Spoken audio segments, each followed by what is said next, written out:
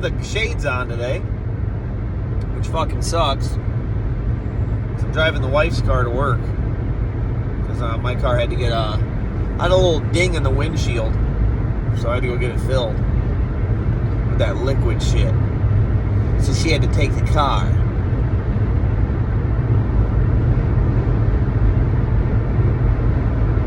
But anyways, today's subject is, I got this idea. I thought of this one. I got the idea from Russ Lyman's video he put out. He put, like, should he be playing?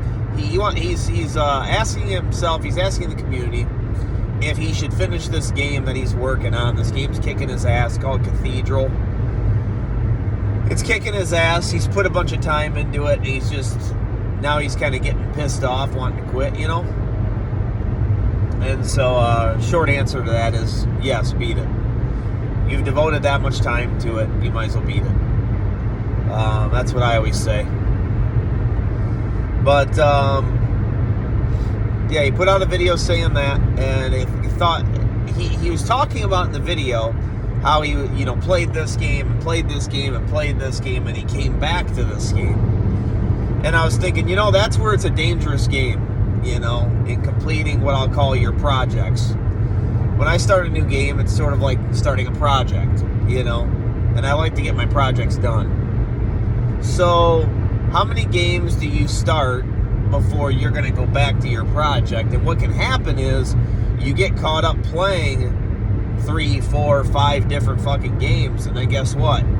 You never go back to the game you were playing, right? Or by the time you go back to the game, you forget the controls, you forget what you were doing, you forget everything. So you almost have to start over, and now you've wasted all that time. So, I'm asking you today, how many games do you guys juggle at once?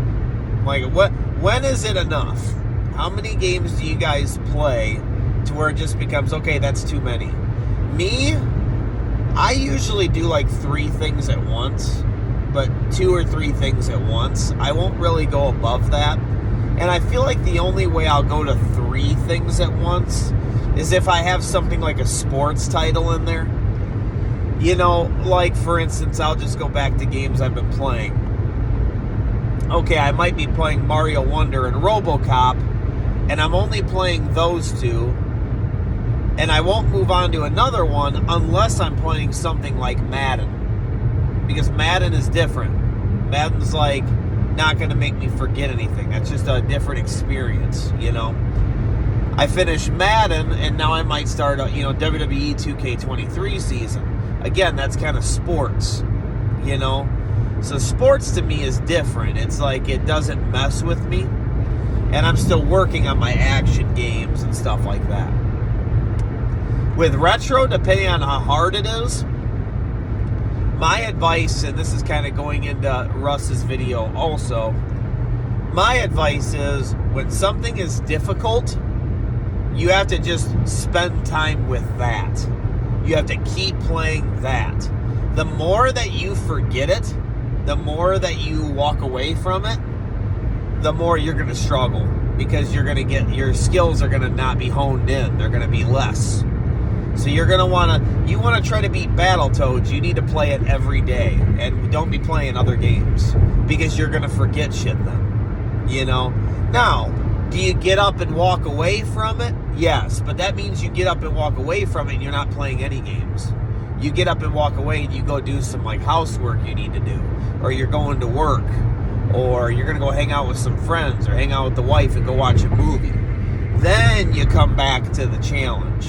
You kind of get your head back on straight, and then you go back and you do it again. So I would say if you're taking on some sort of hard challenge, then a game that's tough, you got to stay on it, dude. I was even thinking that with Madden. I've been playing on All Pro when I was playing.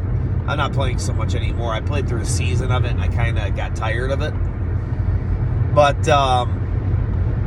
But yeah, I did that, and then what I noticed is when I walked away from the game and came back, I forgot the controls, I forgot my plays, I'm just not as honed in on my skills, on playing it and stuff. I'm like way worse now, And so you gotta really stay on it, man. if you want to be better at it, if you want to get really good, you have to stay on it.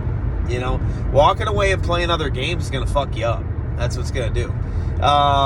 You know, I was just talking to my friends about, like, stuff they brought up, like Call of Duty. People play that all the time.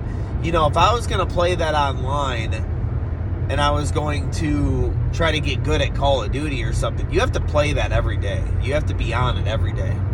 You can't be hopping over to Retro, hopping over to RoboCop, hopping over to... You just can't. You're not going to be very good. That's what's going to happen. You got to spend your time on it. You have to have your hands and your brain become, you know, one with this video game. It's got to just know the controls so that you can be the best you can be, you know. Getting the timing down needs to become like autopilot, you know. So, yeah, that's why I would say up to 3 is all I do, but it's mostly 2. It's mostly 2. I don't really ever go beyond that, and if I do, it's because I'm not really enjoying it very much. Like, I know I still got to get, like, Lolo done on the channel and stuff, and Batman Forever. A lot of that was because Lolo puts me to sleep, and Batman Forever is just not very good. So it's like I have to be in the mood to go back to that. I just watched a video today on Terminator 2. SNES Drunk came out with it, and he was just reviewing the Terminator 2 game. And as much as I like Terminator and I want to beat that game, gosh, it looks terrible. It looks really bad. And it's like, you just got to be in the mood to sit down and go, yup, I'm ready for some fucking bullshit, and I'm going to try to get through this game, you know, if you really want to see the ending of it. See, because me, I really like to see what the game had to offer, because a lot of people might go, well, and I know this is kind of a different subject, but, well, why would you play a game when it's going to suck and you're not going to like it? Well, because sometimes I like to see the end of some of these games. I want to see what happens, you know, and, well, look up a long play. It's not the same thing, though. You know, I like doing it myself, you know. I want to fight the fucking T-1000, you know. I want to fucking fight it, you know. But, I want to see the fucking crazy level, see if you dump them in the fucking lava and shit. That might be kind of cool, you know? But those Terminator games are harsh, though. You have, like, 1 life and shit, dude. It's fucked up, you know? It's crazy how they were so cutthroat like that. But, and yeah, boy, did they shit the bed on making a Terminator 2 game. SNES Drunk was saying that, yeah, they did that with a lot of games. He's like, it could have been a beat-em-up or something. Like, yeah, that would have been pretty cool.